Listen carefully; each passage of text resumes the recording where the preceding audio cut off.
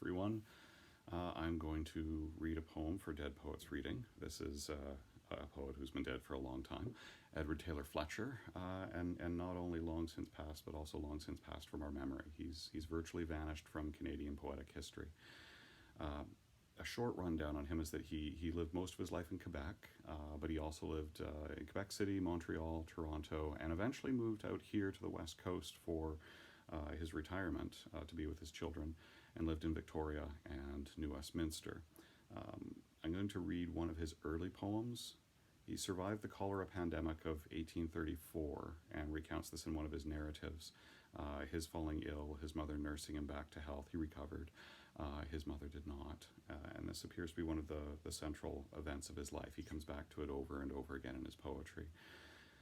This is Legend of the Isiamagomi, from 4 years later in 1838. And one of the features that's beginning to emerge here that became dominant in his later work is his facility with languages.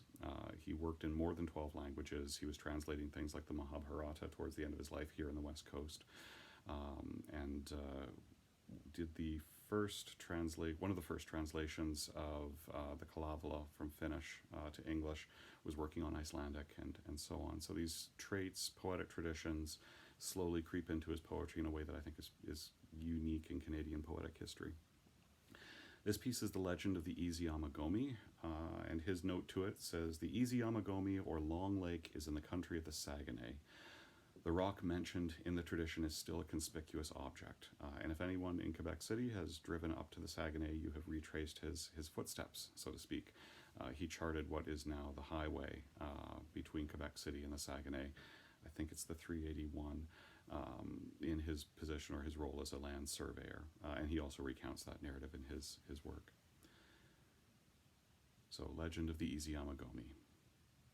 He that is weary of the din and toil of towns and commerce, let him go abroad and ramble through the wilderness a while, and ease his spirits of their anxious load.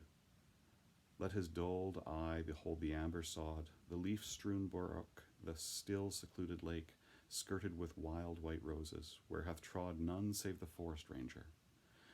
This will break his stubborn apathy, his better nature wake. Deep is the weekday stillness of a church, deep is the stillness of an eastern town, where the long grass grows rankly at each porch, and pestilence in few short days hath mown what time and years would not have stricken down. Deep is the stillness of a desert cell, of ruins where the rust of ages brown, of isles wherein no living creatures dwell, and naught the calm disturbs, save the song surges swell. But deeper is the solemn hush that broods like the low whispering of a dream among the shadows of the patriarchal woods, as if the spell of some old spirit hung thereon and bound their many-toned tongue. The glossy birch, like column smooth and clean, the arching boughs from stalwart maple flung, the dim soft light, the aisles of somber green, all cheat the willing sense, and wear a temple's mien. A spacious temple, where the unchecked eye through high and far diverging vaults may see, an ancient temple, where all live to die, and dies to nourish some fresh springing flow. A lasting temple. No, this may not be. The tide of cultivation rolls along with ruthless haste, and stern utility shall silence soon the low, delicious song of the wood elves that sit the forest glades among. But if this show of vegetative life fatigues the eyesight, it may find repose in the stern brute blackened with the strife of wind and flame, when the red surge arose, blasting alike the pine tree and the rose. Chill scene of desolation. Naught is here but sharp and naked stumps. The dull breeze blows with a strange sound of sullenness and fear, make the tall weeds nod like plumes upon a bier. Far other are the scenes which girdle thee, bright Isiamagomi.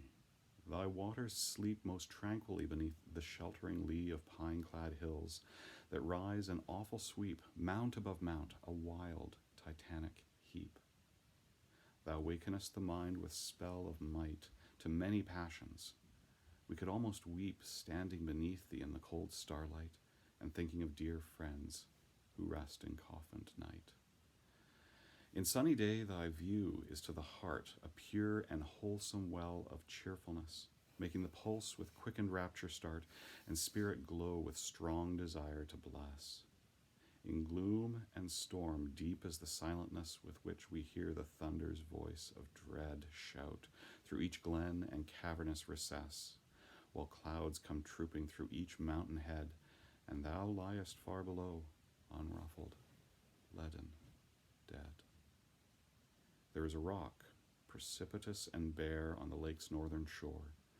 At distance spied, it bears the aspect of a bird of air, vast, lone, and brooding by the waterside.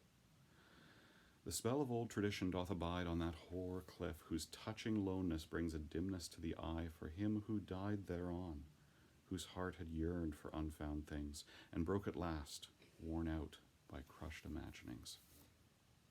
And here they say, it was his wont to lie for hours and gaze upon the lake beneath, as if there were some binding sympathy between these waters, roughened by no breath, and his own being still and pulseless death.